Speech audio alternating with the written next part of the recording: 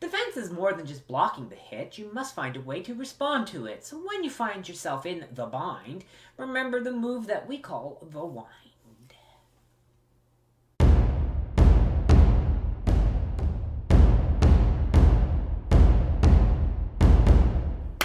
Hey friends, a quick video today, a little technique tip for you about winding. A very important thing that you can do in your sword fight when you've got blade contact. What you want to do is wind on the opposing blade.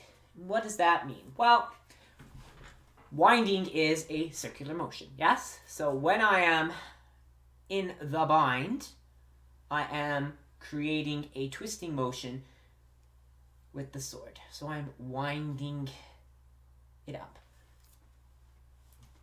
What this means, let's see if we can grab the arming sword and discuss that way.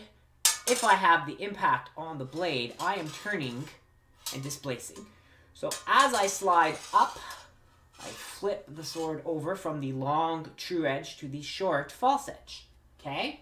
It's a little awkward to do on my own in the studio, but as I turn and slide, I displace the opposing sword. So you can see if right now it's over my shoulder and I am moving it. But I am not over defending, and that is very important.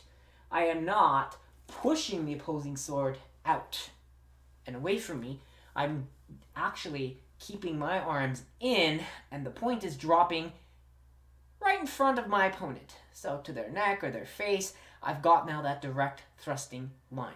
And this becomes a good game, a warm-up game that you can play in your clubs, or if you just have a few people you're practicing with. It's a really good endurance thing that you can do.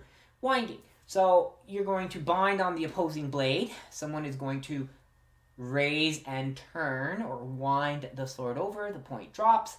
You move forward slowly. And then, of course, the other person winds and moves the blade. Their point comes online. Your point is displaced. And then they thrust. And this is good for footwork. This is good for building endurance for your arms, because we all need a combination of cardio and muscle endurance. Not necessarily strength, but your muscles just have to be used to prolonged period.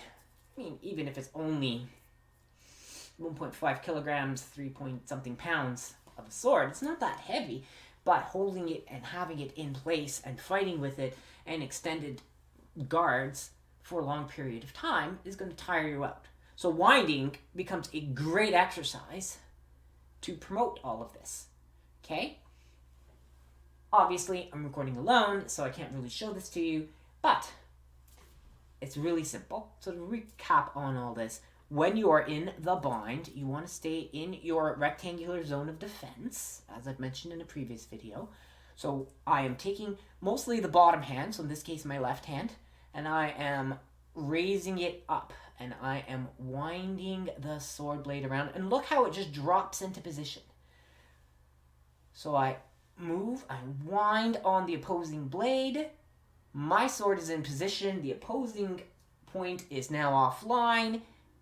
So it's more than just I stop and then I try to countercut. I need to maintain control. So I have a bind on the opposing sword, I have maintained contact, I have displaced the opposing sword, and I have dropped my point into place to be a threat. All these things happen with that little move. Okay? About half a second? Maybe? That's it. And remember, sword fighting is about speed, but it's not about being physically fast. It's about economy of movement. That's what we mean by speed. If you can do all those things at once, then you are shaving tenths of a second off of this and that and the other thing, and it becomes fast. So this is a drill you should do slowly to start. Right? You do it slow, you do it smooth. You do it smooth, you do it accurate, you do it accurate, you do it fast. There are various ways of saying that, but it all builds together. So if you're slow and smooth and accurate, it becomes a fast motion, and it's economy of movement. You're moving less, you're moving everything at the same time. That little winding motion gives you your displacement, gets your point online and being a threat. And like I said, you can do this as a drill slowly back and forth to practice both your footwork and build up some muscle endurance. Okay, that's just the quick tip of the week for you. In other news, I have a tripod for phone, so I can try recording outside if the weather cooperates. And we are at 983 subscribers at time of filming, so almost 1,000. I guess I should start thinking about something to do for a 1,000 video celebration, because the numbers keep going up, slightly and slowly, but there they go. Anyway, friends, do remember to like, subscribe, and comment, and all that important stuff that all the YouTubers say, but most importantly, comment, because what you want to see is what I want to provide. Ask me what tips, what moves, what techniques you want to see. Ask me about certain things. I've had a few good chainmail things based on one of my previous videos, how noisy is chainmail. Ideas for future videos that I could possibly do to expand on that and how noisy it is and how to make it quieter and things like that. So there are always ideas percolating, bubbling, formulating, and it's all thanks to your comments.